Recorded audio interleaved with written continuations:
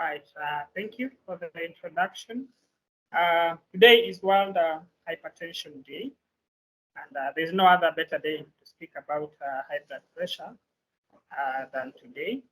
So today we are going to have a presentation touching on high blood pressure, or what clinically is referred to as hypertension. So feel free to interact.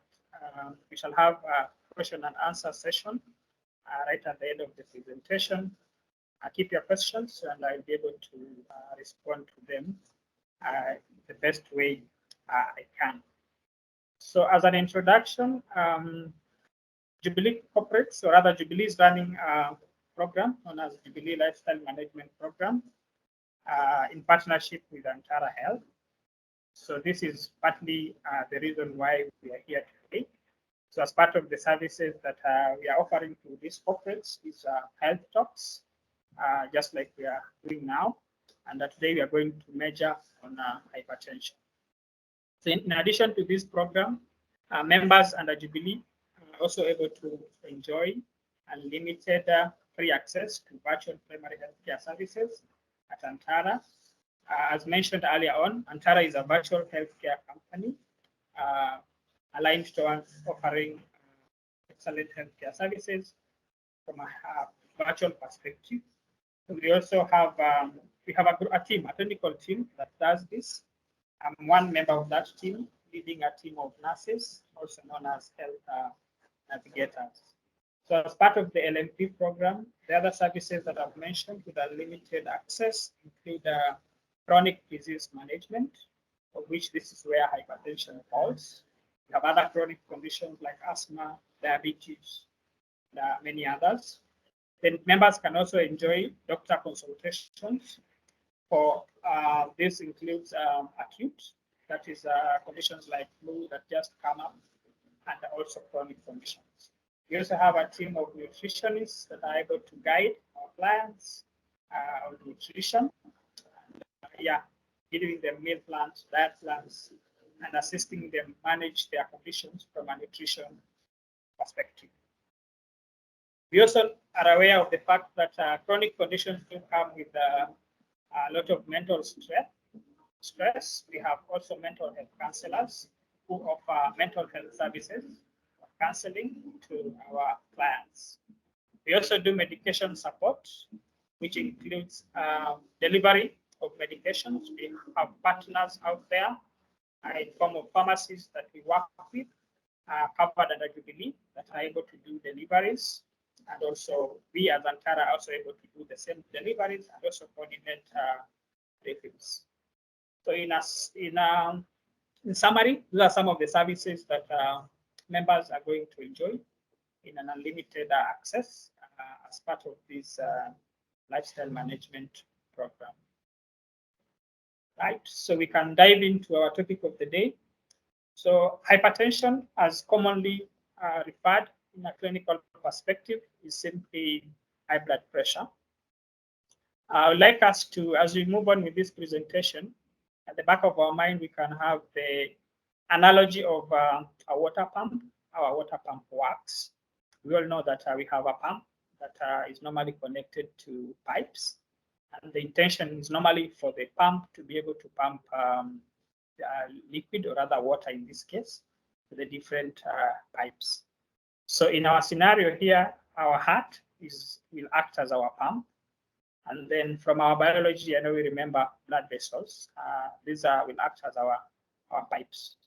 So the pressure that the heart normally would exert in those blood vessels as it pumps blood through is what is referred to as blood pressure.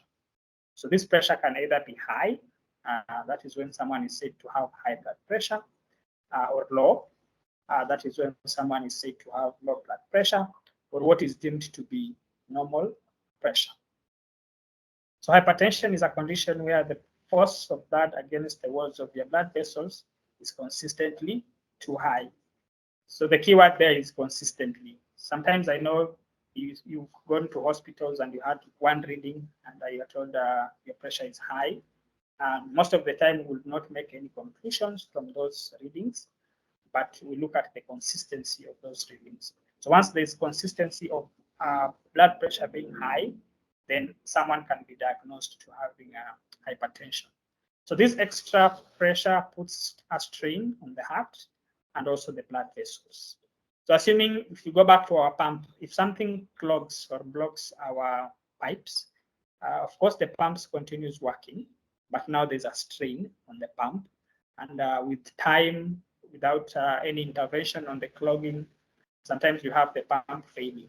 So same thing with our heart. If we have any material blocking our vessels, the most common blockage will come from excess fat, excess cholesterol.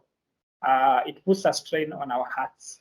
That's when you hear someone, for example, progresses from hypertension to heart failure because the heart has been putting a lot of strain trying to pump against the pressure due to the blockage. So let's look at readings of blood pressure. I believe at some point in our hospital visits, we've had our blood pressure checked. We normally have three situations that will arise. It will be checked and you are told that your blood pressure is normal. So by normal, if you look at the device that is here, there is the three readings displayed there, the 138, which is the upper reading, then the 100, which is the lower, and then we have 85. So on the side, we have a key. So the first two readings are the ones that give information about blood pressure. Call them systolic for the first one and diastolic for the lower one. And then the third reading gives an idea of our pulse, which in layman's language is the heartbeat, how fast or low the heart is beating. So for someone to be deemed to have a normal blood pressure, that systolic reading you see there should be at least 119 or below. The diastolic pressure you see displayed on the machine as 100, for it to be deemed normal, at least 79 or below. Once it gets to 80 and above, and once the systolic gets to 120 and above, then with consistency, that might no longer be referred to as a normal pressure. So in between normal and high, we have a reading called elevated. So it has a range. So for you to be deemed to have elevated blood pressure, you have a systolic reading, that is the upper reading of 120 to 129, and the lower reading 79 and below. So that means if you observe keenly, the diastolic remains normal, but the systolic increases slightly from 120 to 129. So if you are in that category, you are deemed to be at risk because it means you are progressing. There's a chance you could progress from that elevation to actual high blood pressure. Then the third one there is actually what is now referred to as high. So in this case, any systolic above 130 or above is referred to as high blood pressure, of course, with consistency, as we mentioned. And any diastolic reading above 80, again, will translate to a reading of high blood pressure. So as we have our pressure checked, let's always try to inquire. I know sometimes we go to hospitals and maybe the nurses are busy, they don't have time to explain to you the readings, but it's always good to ask. Every time you get a reading, just try to get an explanation on what it means. There are some scenarios that could affect your reading. For example, anxiety, stress, pain, activity. For example, if you are going to third floor, the clinic is maybe third floor, by the time you use the stairs, you get there and they immediately check your pressure. That activity of moving up the stairs could affect your readings. If you're anxious, if you are in pain. So interpretation is normally dependent on other factors. So it's not that all the time you're going to be told it's high without a proper explanation. Moving on. So looking at some data here, some epidemiology, hypertension affects about 1 in 3 adults worldwide. So at least 1 in 3 people. It is the leading cause of cardiovascular diseases. Cardiovascular, this means diseases affecting the heart and blood vessels. Cardiovascular diseases on their own are the #1 cause of deaths worldwide. In Kenya, about 25% of adults have hypertension. And looking at that figure, of course, now that tells us hypertension is a major public health concern, because 25% is a significant percentage. So our work is to ensure that we are able to offer health education so that we reduce that number. And for those that are already in that category, see to it that they don't progress into complications arising from hypertension. Let's discuss risk factors.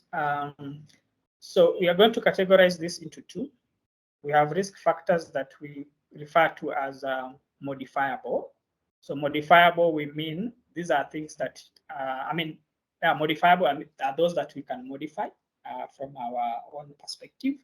And then we have those that are non-modifiable, that we cannot do much about. So let's start looking at the non-modifiable factors.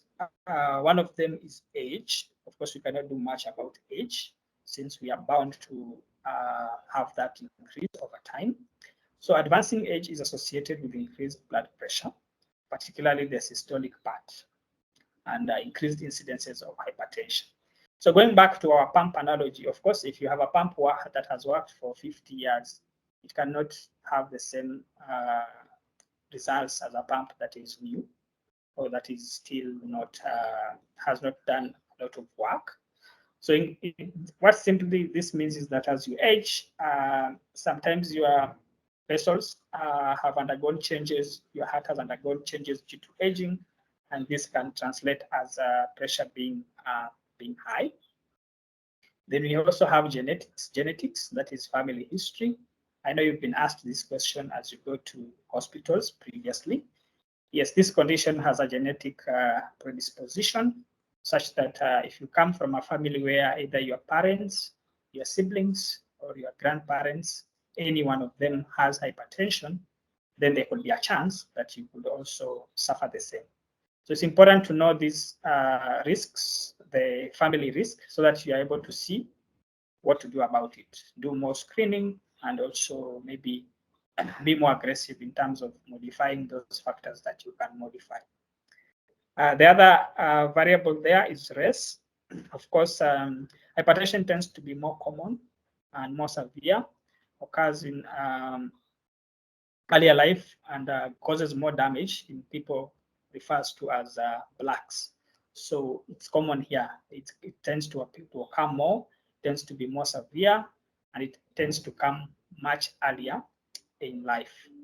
So that is the aspect of race. And then if you have other chronic conditions like chronic kidney disease, hyper or hypothyroidism, then also this could predispose you to getting high blood pressure. So the next thing you're going to look at now are the other risk factors that are now modifiable. This is an important slide here, since this is where most of our interventions will come in, since there are things that we can change. So some of the aspects that will put you at risk of hypertension is physical inactivity. If you're someone who does not engage in any physical activity, we call it sedentary lifestyle, then it means you are at risk of developing high blood pressure. So activity helps in many ways. It helps to break down excess cholesterol in the body. I know you've heard a lot about cholesterol. As I mentioned earlier, some of the materials that will block your blood vessels are excess cholesterol. And one way of making sure that excess cholesterol in your body is broken down is by engaging in physical activity. So you don't have to make it very formal, like maybe having to enroll in a gym and making it a formal intervention. But the simple things you do, it could be a simple thing as walking down the stairs every day or up, skipping a rope, counting your steps deliberately as you engage in brisk walking, for example. So those activities that might seem to be minor or that don't necessarily need you to plan will be very helpful when it comes to ensuring you have some consistency in physical activities. The other thing that has an impact here is nicotine. And nicotine, of course, it's component of cigarettes or tobacco that people smoke by smoking. So increased frequencies of smoking will predispose you to high blood pressure. So nicotine as a chemical normally would result in changes in your blood vessels that could cause high blood pressure. Someone who is exposed to nicotine, either as a primary smoker or as a secondary smoker, then this is a risk. So a secondary smoker, we mean you are not necessarily the one smoking, but maybe you are in an environment where people are smoking, and that could cause you a risk. And I know it's been said previously that secondary smokers actually are more at risk because they inhale the smoke directly without any filters. At least for the smoker, there is normally some filter. But for the secondary smoker, it just goes in directly into your lungs. The other risk there is obesity. That is BMI above 30. BMI is the relationship between your height and your weight. I know we've heard about it. It's been mentioned, especially when you go to do our checkups at hospitals. It's normally one of the first things that is checked.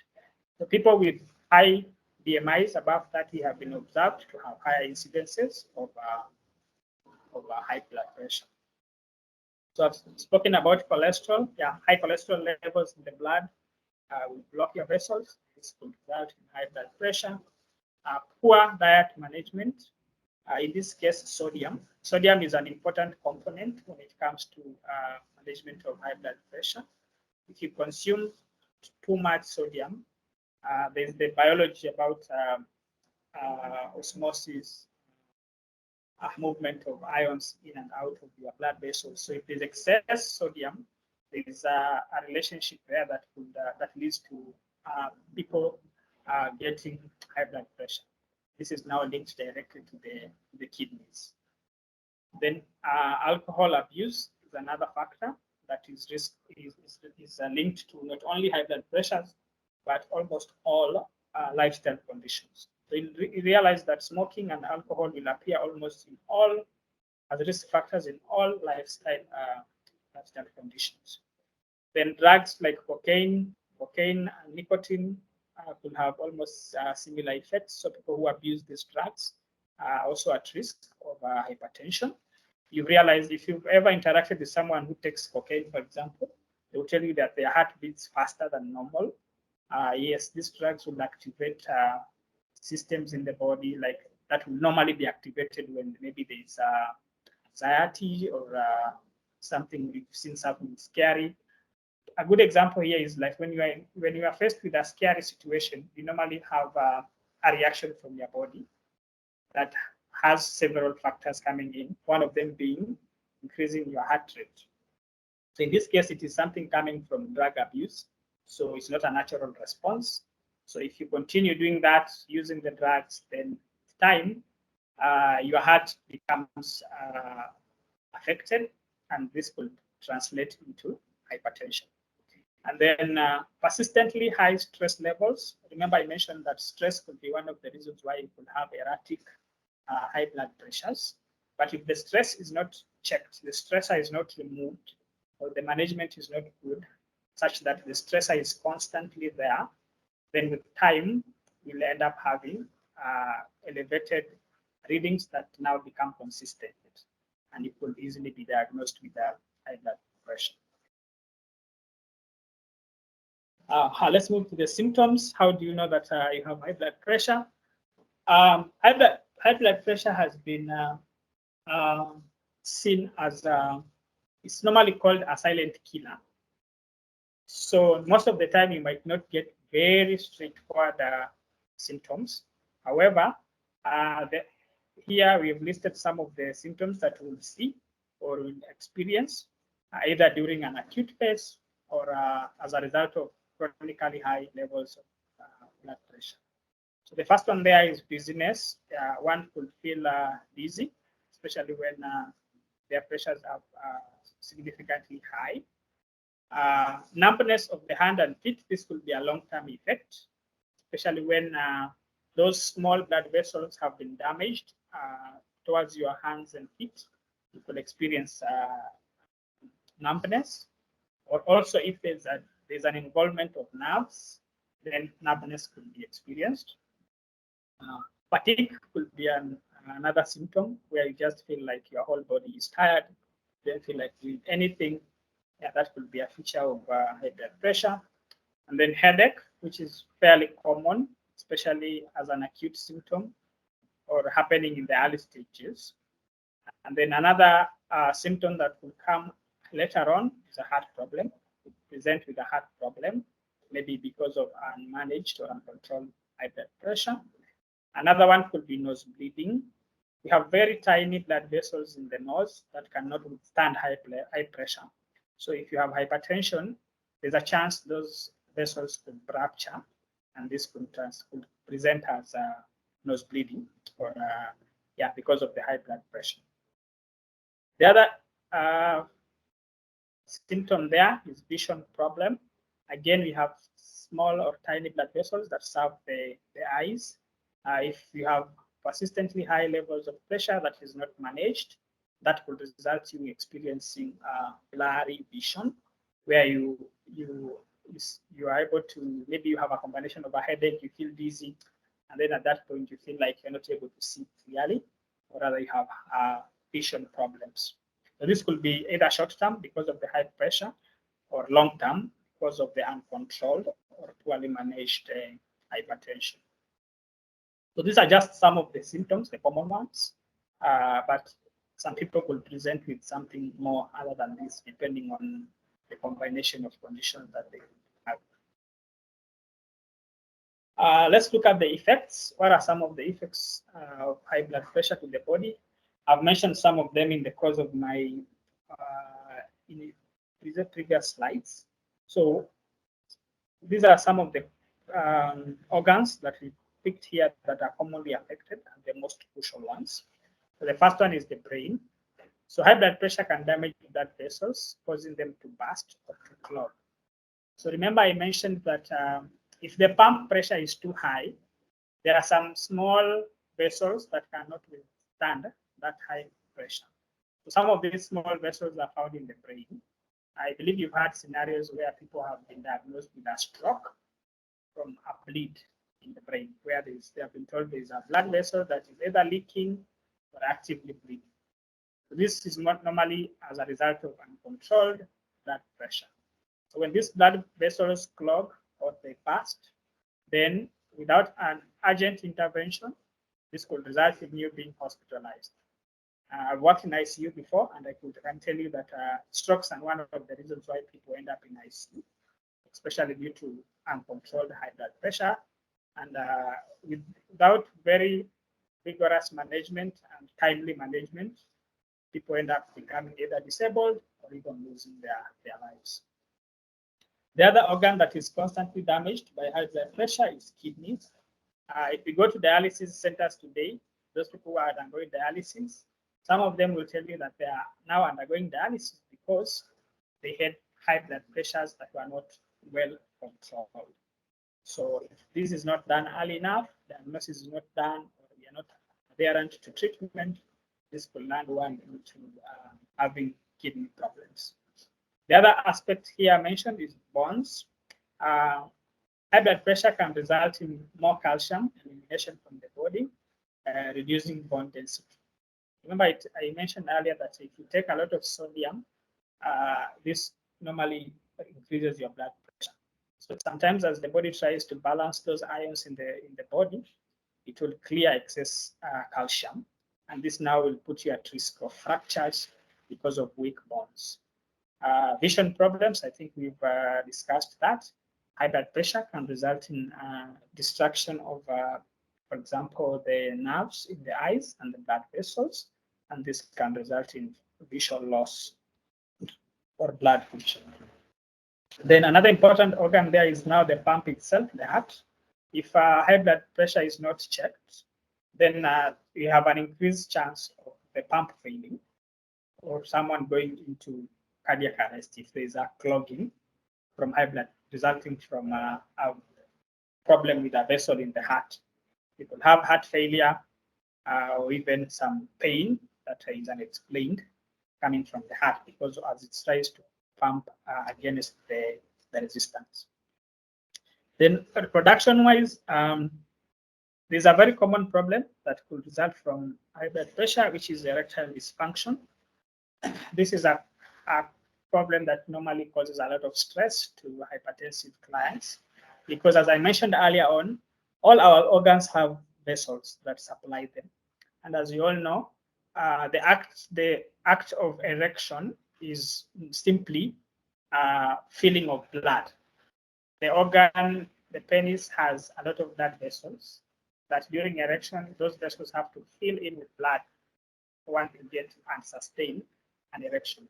If there's a problem with those blood vessels, either they are blocked, they are destroyed, they are clogged by any material, then that means the whole process is affected and one is not able to either initiate or maintain the erection itself.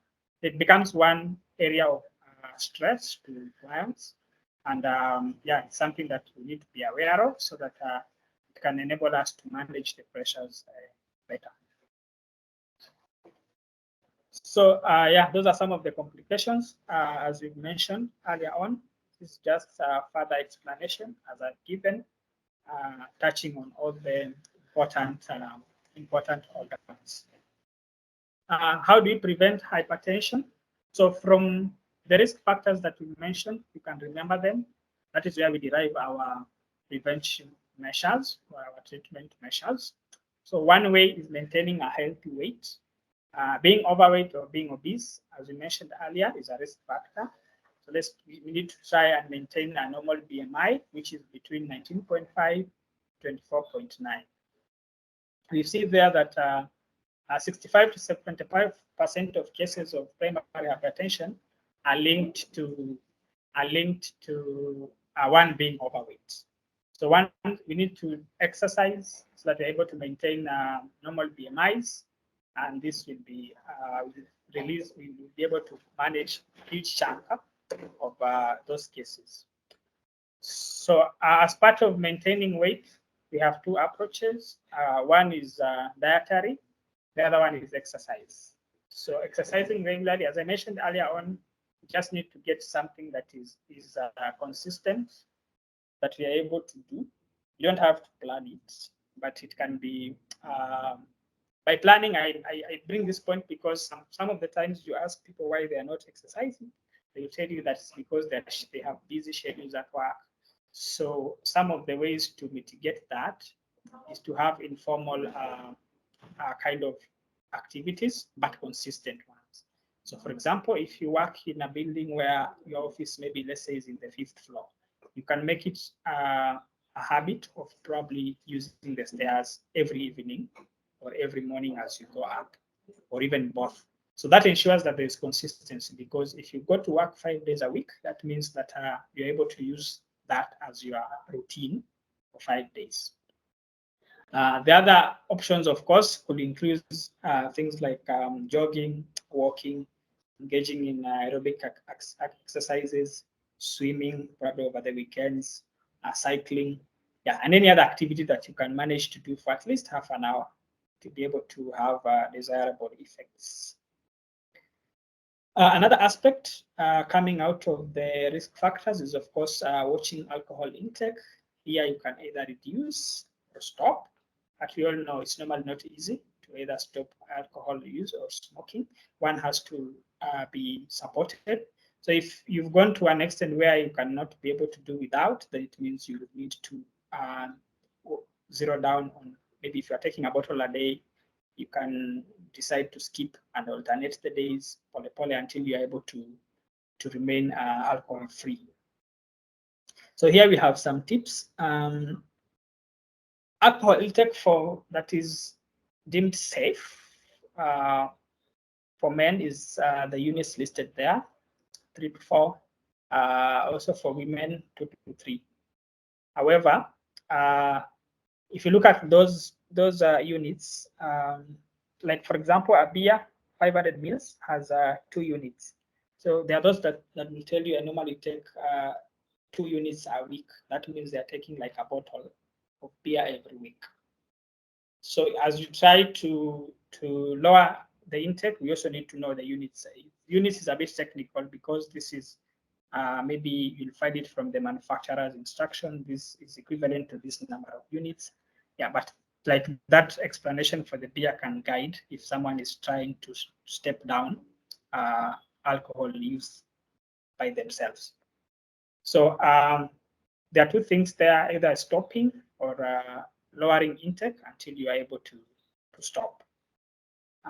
From a lifestyle perspective also, these things are normally linked. You'll find that people who take alcohol are more likely to engage in other unhealthy habits. Like, for example, they might say, today we want to take 3 kgs of nyama choma before we can start drinking.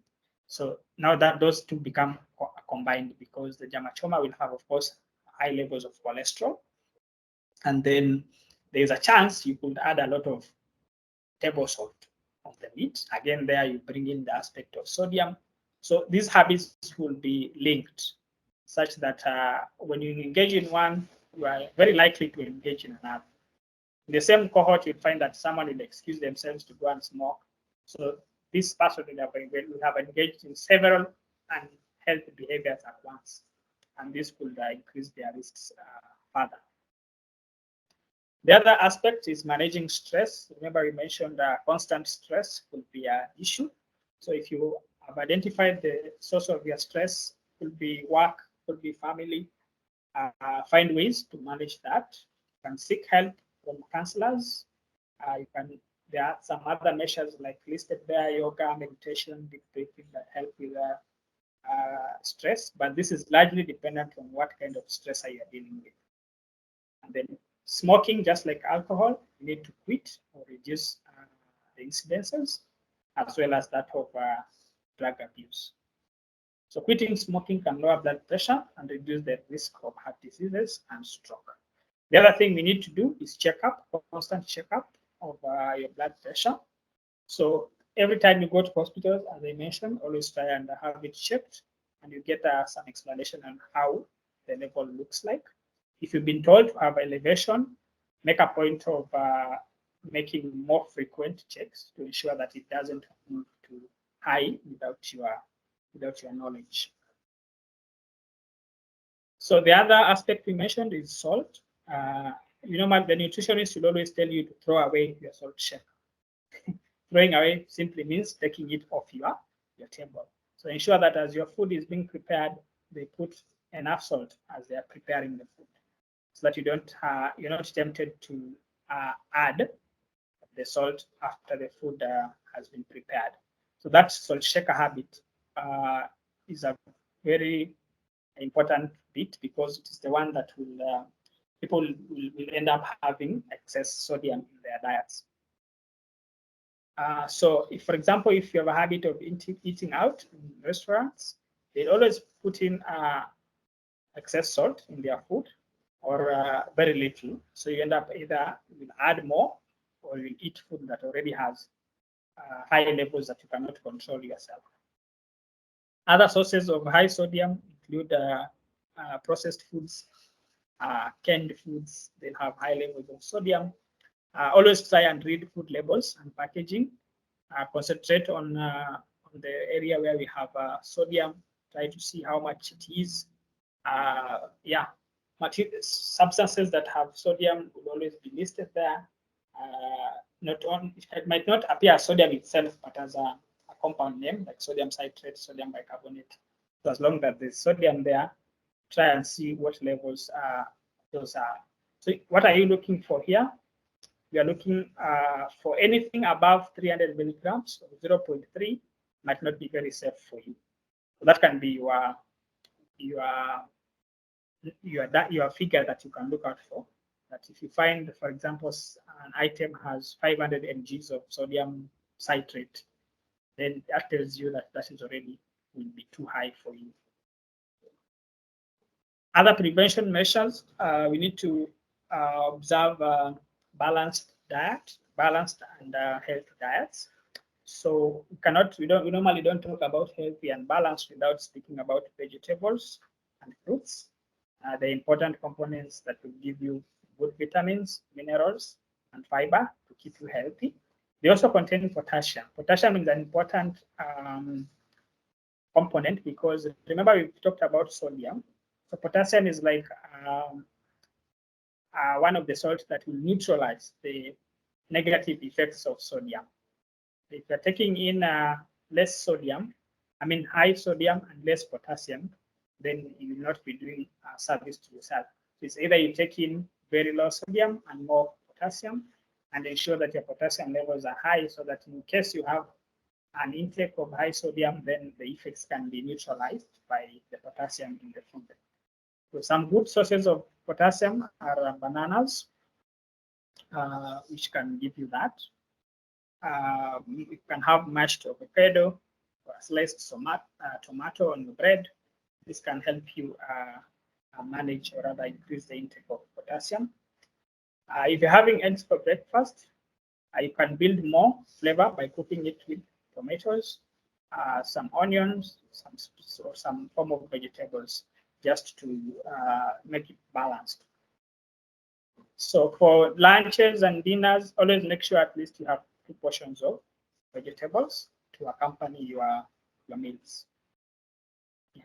So the idea here, if you look at that image or the photo there, is to ensure that we have a balanced diet at every given meal.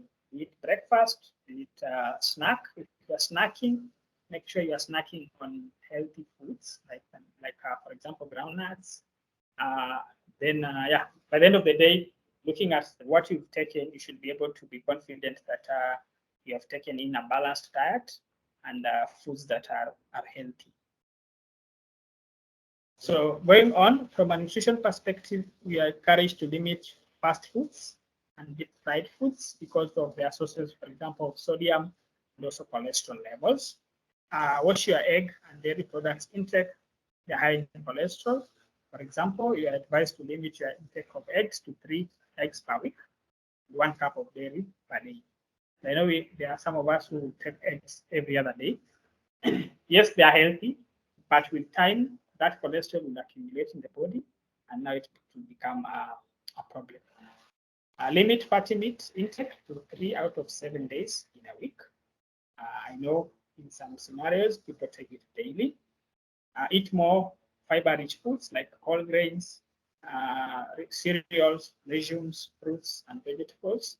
I think we've mentioned that bit. And then a diet that is rich in unsaturated fats can help lower the levels of unwanted cholesterol. So some of the sources of unsaturated fats we have, they will come from, for example, you've seen olive oil in the market, sunflower oil. You could get them from legumes like beans. You could get them from nuts, even from fish, in form of omega-3 essential oils. So lifestyle modification, as we've seen, is an important aspect if we are to manage hypertension correctly. So as we've mentioned earlier on, we have a dietary approach to stop hypertension. So we've mentioned about what we need to restrict, what we need to eat more. So it is repeated here. And then weight loss, we've mentioned about weight loss. The need to balance our BMI between 19.5 to 24.9. So the weight loss induced decline in blood pressure is generally ranges from 0.5 to 2 millimeters of mercury. Those are the units we use to measure blood pressure for every 1 kg of weight lost. So for example, if my BP was 135/90, if I can engage in consistent exercise and I lose 1 kg, that should be able to reduce my BP by about 2 units maximum and 0.5 units minimum. So that means if I consistently do that, I'll be able to bring back my BP to normal. Then there's exercise, as we previously mentioned, and limitation of alcohol use. There's another good aspect of medication. So one important thing to mention here is that not everyone gets to medication. Medication now comes in when the other measures have failed, or your pressure is too high and there's need for medication. So most of the time, management will start with lifestyle modification or a combination of that and medication.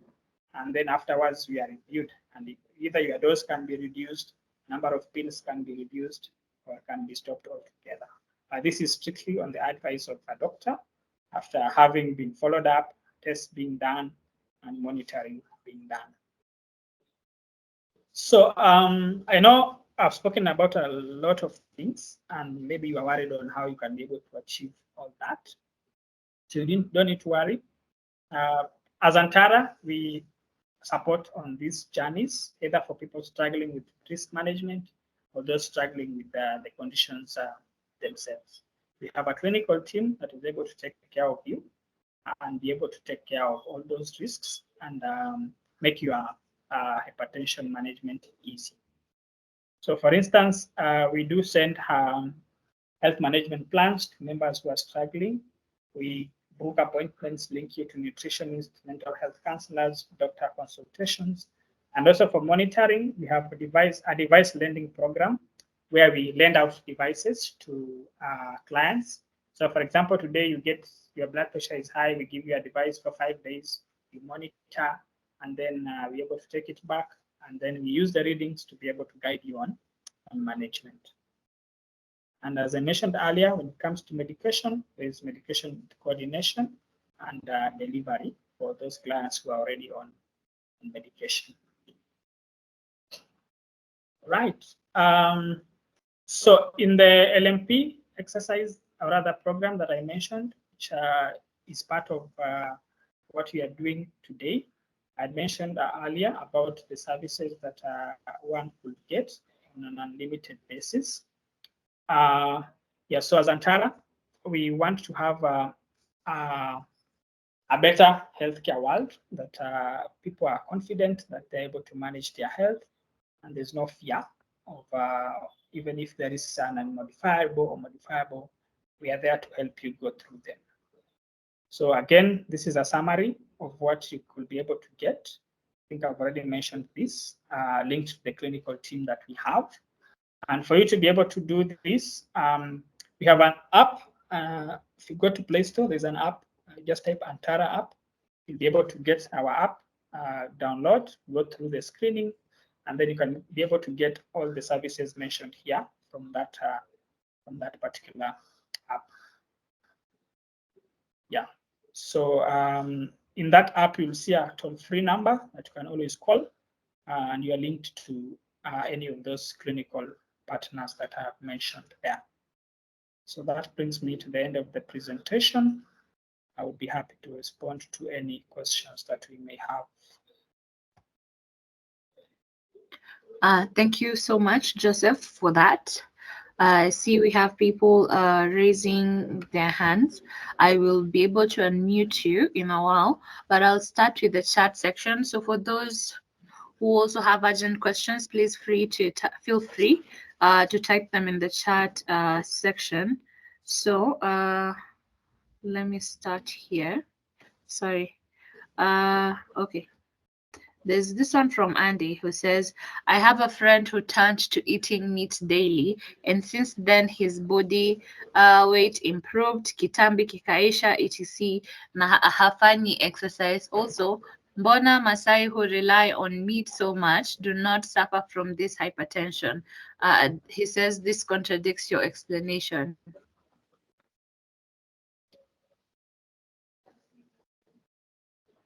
Okay. The first question, I didn't get the last bit. The one who said about a friend who has turned to meat daily. What was the last bit? He says that the friend eats meat daily and his body weight has improved, yeah? And he says even Masai who rely on meat so much do not suffer from hypertension. So he thinks that it contradicts your explanation. Okay. So maybe they can tell us more what they mean by the body has improved. Yeah, it's not very clear, like from what to what were they obese before and they've eaten it and they've gotten better? We need to be clear on that bit. On the Masai, I think this discussion has been there previously. There are, as I mentioned earlier, there are a combination of factors. So looking at the genetic bit is an important one here because there's an article that I once went through that was touching on trying to explain why for the Maasai side that is the case. And for them, it seems that their genetic bit is not there. So they're not genetically predisposed. As I explained earlier on, there was an aspect of race, an aspect of family history. So all these factors have to come into play together. So if you have more of the non-modifiable, then that means that even one modifiable thing coming into the picture will turn your situation into from good to worse. So these factors have to come in together. Then there are some of the things that we do behind the scenes that, for example, we might not know. Like for this friend, after eating that meat, what do they do afterwards? Are they physically active? They remain inactive? All that would impact on the end result that we might be able to see. Because we see the concept here for meat and cholesterol is to be able to break down any excess that you take in. So as long as you're able to break down excess of that and there's no excess in the body, then the effects will be limited. Thank you. We have another one from Agnes. She says, anytime I walk to any hospital and I am asked to go to the triage room, I become anxious and consequently my pressure goes up. How should I handle this? Yeah, so I remember I had mentioned earlier on, there are some factors that could affect your blood pressure. One of them is anxiety. There are people who have what we call the white coat syndrome, which is that one that we are talking about here. So every time they walk into a doctor's room, a nurse's room, they see the uniform and the environment, the blood pressure goes up. So one thing that can be done for this group, we've mentioned about blood pressure monitoring. So the best thing is for them to get a device and monitor their pressure on their own in an environment that is not stressful or that will not cause anxiety. So for example, they go home with the blood pressure machine and check their own blood pressure. And then now they'll be able to get the right reading without necessarily being the reading being linked to the anxiety because of the hospital environment. So that is one of the things we advise people to do. If you have that syndrome or get anxious when you are in the presence of a healthcare provider, then like in our device lending program, you can give that person a device. They do checkups for themselves for around 3-4 days. And afterwards, they're able to see if that is a true representation or if it's truly by anxiety. Thank you. Thank you. So it says, you say normal blood pressure is below 119 systolic and 79 diastolic, but how can this go to be said to now have low blood pressure? So what is low blood pressure? Okay, so for systolic, we normally would want to work with a range. So any systolic that goes again below 90, that one will be considered low. So let's say you've gotten a blood pressure of, let's say, 89 over 60, something like that. That systolic of 89, again, will be deemed low. So the acceptable range will be from 90, goes all the way to 119. So that range is okay. So one of the most common reasons we'll have that people also need to know is poor water intake practices. Most of the time, if you find someone with a low blood pressure, it's because maybe if you ask them, they'll tell you they've not been able to take enough fluids. So taking enough fluids will balance that back to the normal range. Then for the diastolic, anything below 60 will be alarming. So if you find your pressure over maybe let's say above, let's say 100 over 50, and that 50 is alarming. So anything below 60 again will be a concern. But again, with consistency, how many readings, such readings have you seen? And do you anticipate them with anything because you're not taking enough water? Or do you have a condition that it will link to the low blood pressure? So I feel like that answers the next question from Paris, who says she has a reading below 90 over 60, and she was asking what she can do to bring the pressure up. Yeah, so she can try take more water so that she can do another reading after some consistent intake of fluids. I say fluids because sometimes I don't want to say water alone. Fluids are many. You can have tea, you can have water, as long as it's fluid. So that if they still take enough and the pressure remains low, then that means there is need to be further evaluation on why possibly it could be low. But the most common thing is people not taking water. That will translate as low blood pressure. Then the next question is, does hibiscus flowers lower hypertension? So that is something that is still in study. I have seen people use it. I've had people say that they have been using it. So it is not something that we would advise from a clinical perspective based on research, because we don't have sufficient information to back it up as an intervention for treating hypertension.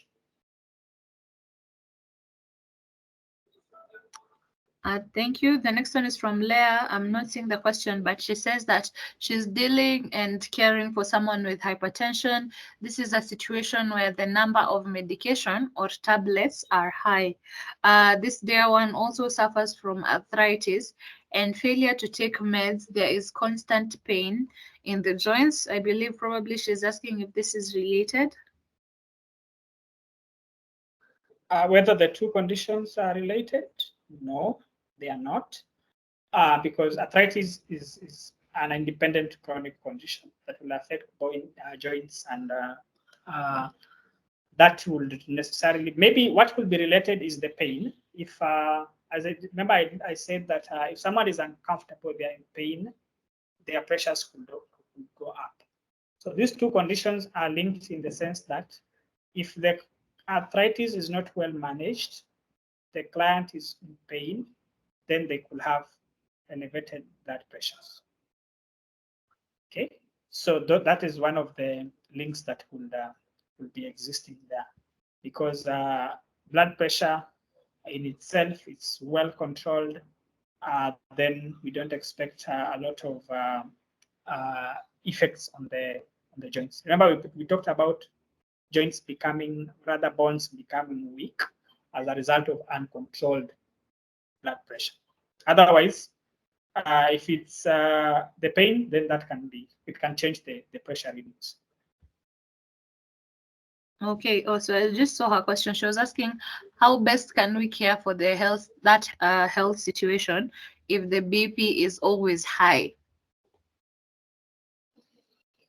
So that will require a review by a doctor so that they're able to understand why is it high despite the fact that the client is on medication. Is it that there is an issue with the medications? Are they not working well? Is the combination not the best for her or him? So that once that is tackled, then the situation can be improved generally. Again, also they might need also to involve a nutritionist, because the medication bit could be working well, but maybe the nutrition bit is canceling the good effects of the medication effect. So that has to be done from a team approach, so that all the dots are connected together. Thank you. There's a question here. Is there a relationship between onset of menopause and high blood pressure? Some of the symptoms mirror each other. There is no direct relationship, because menopause is hormonal. Sometimes it comes early, sometimes it will come late into 50s, sometimes as early as, some people as early as 30s nowadays. So there's no direct relationship. Only that menopausal symptoms sometimes are vague in the sense that they're not similar from person 1 to person 2. So that nature could yes, mimic some of the symptoms you mentioned for hypertension, like for example headache, fatigue, but that does not necessarily link them together. The best way to distinguish that for a person who is going through those symptoms is to have their pressure checked, so that they're able to know if their pressure is within range and whether there's anything that touches on that angle that could be affecting hypertension. As for the menopausal symptoms, as I mentioned, they are vague, and yeah, that confusion could arise. But the best thing is to screen both independently and know which one is there. Thank you. Gilbert asks, is it a must to take hypertension medication when the pressures have stabilized? Yes, I would say what you do with medication always is follow your doctor's recommendations. Some people will be started on medications for a month and then they are told after 1 month, come back for review. Some of them will take for a month, the pressures are good and they disappear. So once you have started on medication, ensure that first of all, you complete the dose. If it's for a month, do it, then go for review. If you're told it's for lifetime, then take the meds and now do constant reviews to see the progress. So what I would advise is the recommendation that you're given at the point of prescription is what is important for you to follow, so that if there's a review, please go back for it and follow it as it is. Thank you. Simon asks, you've said that beer intake should be reduced to a maximum of 2 units, which is approximately 500 mLs per day. What about if an individual drinks once per month, about 10 beers in one sitting? 10 beers in one sitting. Okay, that would qualify to be binge drinking, and it has its own effects. Like, for example, if you take too much of that at a go, remember the effects will still be there. So like things like you've had people who drink and then they maybe lose consciousness because of very low sugars. So one thing I want to point out there is that amount mentioned of 10 is a risky one, because it can cause you to have very low blood sugars, and that could be a problem in itself. Again, the other thing I want to mention there, if you take such amount in a short sitting, one sitting, again, your organs like your liver will suffer, because they're the organs that will take part in metabolism or breakdown of alcohol that we take. So that means you will surprise the organ with a lot of it, and that could, by the end of the day, damage the organ itself. So what I will advise is for people to reduce their intake, and if they have that, the units that we mentioned there actually were for they were measurements for a week period, not a day. So that is just a guide, so that if you're taking, you remain within that limit. Thank you. James Juma says, say something about chronic hypertension and pregnancy. Chronic hypertension and pregnancy, the link that exists there are people who get hypertension when they're pregnant, and then after the pregnancy, pressure goes back to normal. However, the fact that that is your pattern, if every time you get pregnant, there is a high blood pressure during pregnancy, that is already puts you at risk of high blood pressure itself, because some people normally don't go back to normal pressures after delivery. So they go on 9 months, deliver, but they go against the expectation. Instead of the pressures going back to normal, they continue being high, and they end up becoming hypertensive. So the fact that already you experience high blood pressures in pregnancy is a risk in itself for chronic hypertension afterwards or in the future.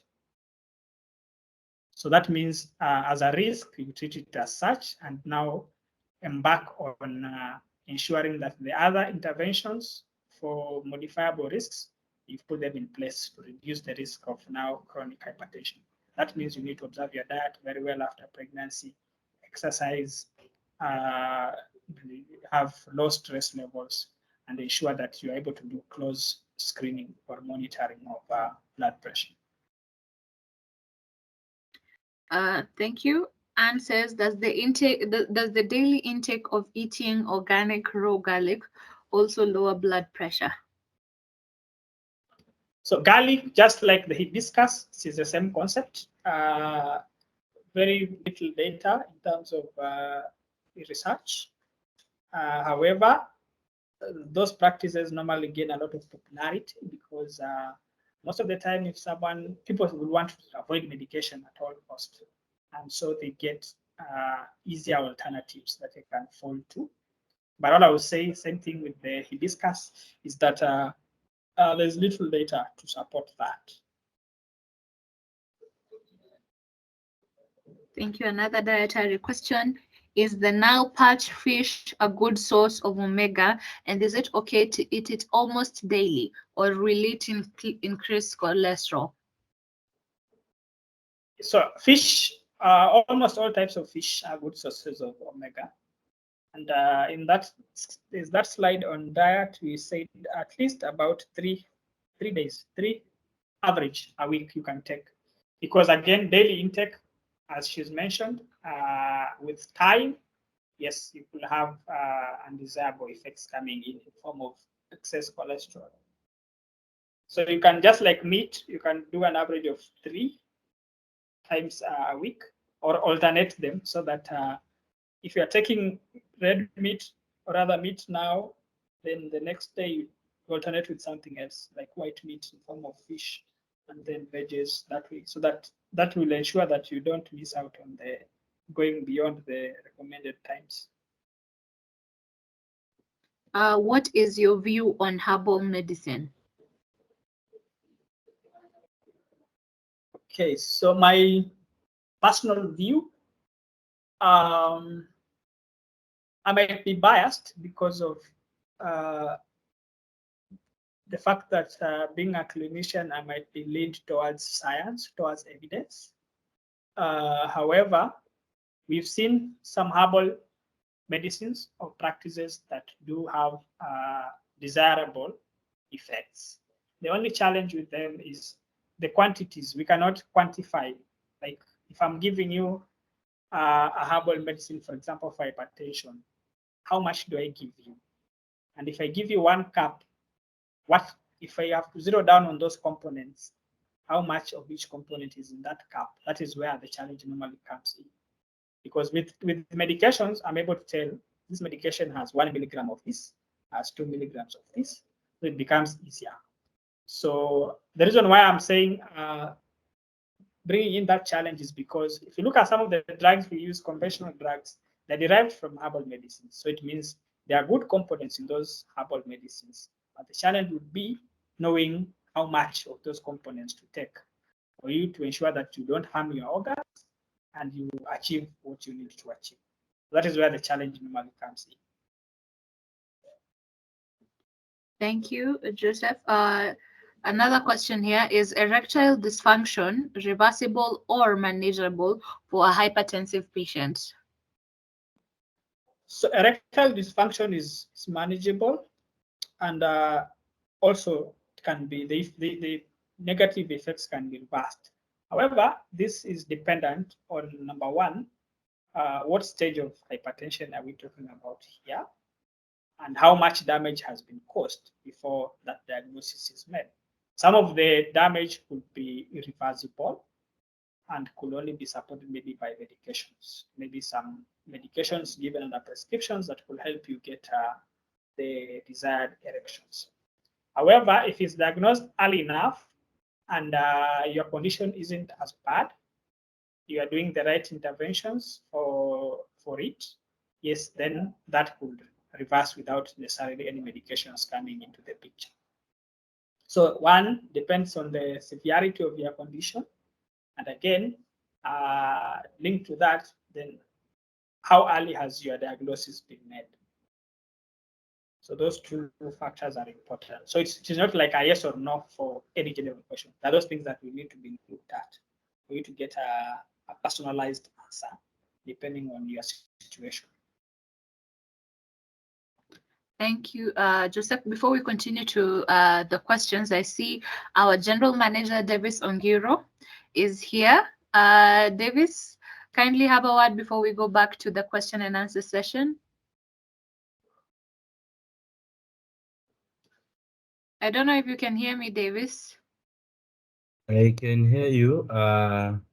Thank you so much, Elizabeth. And thank you so much, Joseph, for the wonderful presentation. We We do a series of these webinars every month. So we encourage those ones who have logged in to check out for our next webinar that is coming up, and where we'll talk about something else. And wanted to let us know that we have medical insurance covers that, among other diseases, they also cover hypertension.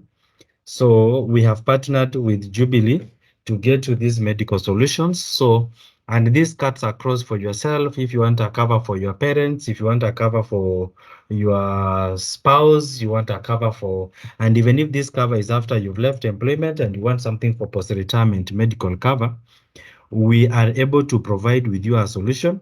All we need to do is you send us an email. We have provided our email address in the comment section so that we generate a quote for you.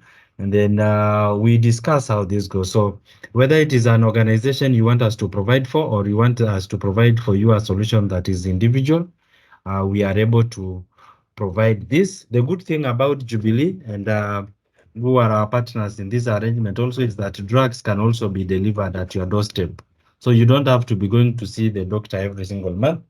Drugs can be delivered at your doorstep so that then you don't miss out on treatment, or you don't have to keep traveling to go look for medicine. The products that we have, some of them don't have waiting periods, or the waiting periods are extremely very little. But depending on the age of the people you have to cover, we'll always be able to give you the best solution for everything. So I don't want to belabor us with any presentation.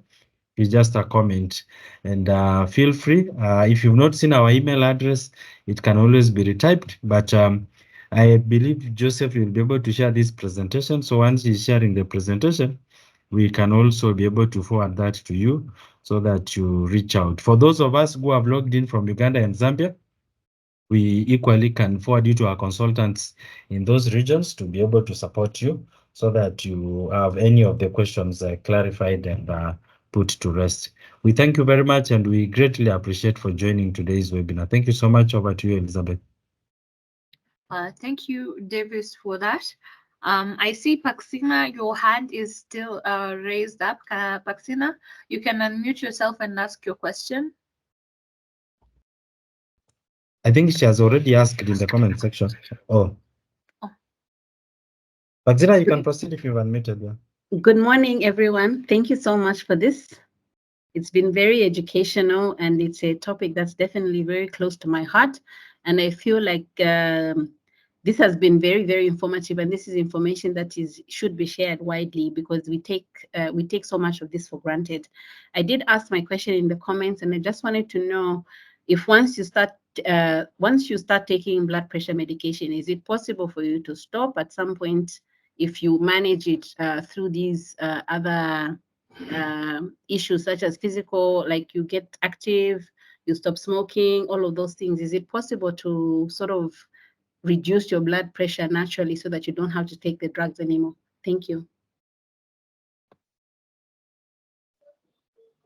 All right, thank you. So what I will say in terms of medications, again, depends at the level where your diagnosis comes in. Like, for example, people who have high blood pressure linked, let's say, for example, to pregnancy, normally started on medications for a while, and then once they deliver, they are slowly tapered down, and eventually the medications are stopped. Even with the rest of the population, we have seen situations where people get a prescription for a month, and then in that month they do monitoring of their pressure as they engage in the other non-pharmacological interventions. Then after review, some of them will be stopped. So this is at the advice of the consultant of the doctor who is reviewing these patients. But a majority of them are normally at the point of being started on medications. They normally have to continue with the meds. So that's why it's very important for you to screen, so that your diagnosis comes in very early, where you don't even have to start on medications, or even if you have to start, it's just for you to be able to be monitored, and then a decision can be made thereafter. But when the diagnosis comes in late, then most of the time you will continue taking the medications lifelong. Thank you, Joseph. I see Uwino is asking, are there side effects of these hypertension medicines? Yes, they are. Actually, every medication has a side effect. So what is important is for you to be familiar with the side effects of the medication that you are taking. I know for the layman, side effects could sound negative, but it's not normally taken that way. We have what we call adverse reactions, and we have side effects. So the only time we get worried from the clinical perspective is when someone adversely reacts to a medication. At that point, that medication has to be stopped. However, with side effects, these are things we need to be aware of and manage the member or the client expectation. And if they become totally undesirable or unbearable, then another alternative can be given in the form of medication. So side effects are common to all drugs. So as I mentioned, what we are worried about is the adverse situations. But for the client or for the patient, they only need to be given an expectation. Like, for example, there are drugs we give for hypertension that when someone takes, they go to the washroom every other time because they feel like going to pass urine every other time. So that's a side effect.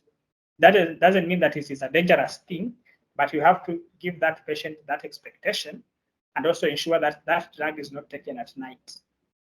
So that if you take it at night, it will interfere with sleep, cause you more problems. So that means that drug will be taken every morning, so that if there is need to go to the washroom, then that can happen during the day. Yeah, so that's a good, just an example of the side effect. Another antihypertensive normally comes up with a dry cough, like you take the medication, you constantly have a dry cough. That cough will not have any effect on you, but it's good that you know that it's there. That's a side effect, so that you don't have to worry about it. Thank you, Joseph. Let me see, I'm finishing up on the questions. So Mukta says, please advise me on how to lower pulse rate. Lowering of pulse rate, there's no specific advice that I can give now, because again, we need to understand why you're having a high pulse rate and how high. Normal pulse rate is between 60 beats per minute to 100 beats per minute. That is normal. However, depends with your situation. If you are anxious, you might find yourself ranging up to 100 or even above. If you are doing an activity, again, it will be on the higher side. If you are at rest, just like we are now sitting somewhere doing nothing but just listening, it will be around 70 or 60. Some could go even to 80. So it depends. Why do you feel you're having a high pulse? Because you need to know exactly how high it is. And then now look at what could be causing it. And then now the issue of managing it can come in. So unfortunately, it's not possible to give you a response now, like what you can do, because that means you need to be evaluated to know, first of all, how high and why is it the way it is. So I would advise you to seek a review, have it checked, and then from there you can be picked up. Nice. Thank you. Thank you so much for your questions. And most of all, thank you so much, Joseph, for this wonderful session. We've truly learned so much. And for those at risk of hypertension, I know you already know things that you can do to reduce your risk. And for those who are hypertensive, you already know what to do. So thank you so much, Joseph. And Antara Health for this wonderful session. We also thank our partners, Jubilee, for this wonderful session as well. And as Davis had mentioned, if you want to reach out to us in case of anything, our email address is right there in the comments section, insurance@octagonafrica.com. Another thing, if you noticed, this meeting was being recorded. So just note that we're going to usually upload these sessions on our website, on our YouTube page. Sorry, we usually upload these sessions on our YouTube page. And Sorry, I think I lost you. We usually upload these sessions on our YouTube page, so you can usually go back to them and see what you learned. And I know that we have your contact information because you signed up for this webinar. So we're going to send you the presentation and the YouTube link. So kindly follow us. Follow also our social media pages so that you're not left out on any training that we have. We usually have these webinars every month, and we have different topics where we speak about these things. So thank you so much. Our handles, social media, YouTube handles are all Octagon Africa. And that's it from me. Joseph, any last words? Thank you for attending this presentation. It's always a pleasure to be able to share this information out there. Yeah, please be good ambassadors. This World Hypertension Days, share the information out there so that we can be able to help people prevent and lower these incidences. Otherwise, I appreciate your audience. Thank you, Joseph. Thank you, members, for taking your time and joining us today. You'll be sure to hear from us with the training information. So I want to wish you a lovely Friday and a lovely weekend. Our next webinar will be in the month of June. Please stay tuned. Follow our pages, subscribe to our YouTube channel. We'll truly appreciate your engagement. Thank you and God bless you. Have a blessed weekend.